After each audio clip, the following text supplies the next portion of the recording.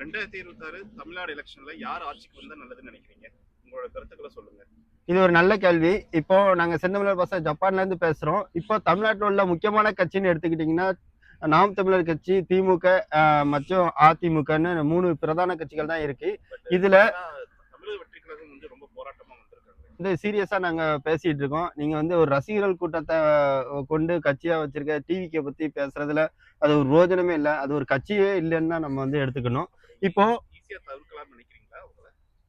அது நான் சொல்லிட்டேன்ல, அது ஒரு கட்சியே கிடையாது. இப்போ கரூர்ல நடந்த சம்பவத்தை கூட பார்க்கலாம். 40 பேர் இறந்து போனாங்க. அதுக்கு கூட இன்னும் விஜய் வந்துட்டு பாதிக்கப்பட்ட மக்களுக்காக கரூர் போய் பார்க்கல. அப்படி ஒரு மக்களோட தொடர்பே இல்லாத ஒரு தலைவரெல்லாம் எப்படி மக்கள் வந்து ஏத்துக்கிடுவாங்கன்னு எனக்கு தெரியல. ஆனா அதிமுகவும் பிஜேபியுமே அவங்களுக்கு ஆதரவா நிக்கிறாங்க. அவங்க பண்றது தப்பு இல்லைங்கிற மாதிரி சொல்றாங்க.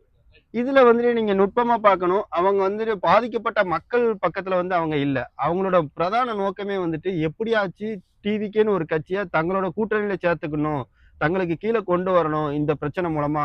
அதுதான் அவங்களோட நோக்கமா இருக்கே தவிர அவங்களுக்கான மக்கள் சார்ந்த பிரச்சனைகளுக்கு அதை எப்படி அணுகுண்டு அவங்க வந்து நினைக்கலன்னு தான் நான் நினைக்கிறேன். அப்ப டிவிக்கு பிஜேபி கூட்டணியோட போயிருவாங்கன்னு நினைக்கிறீங்க நீங்க?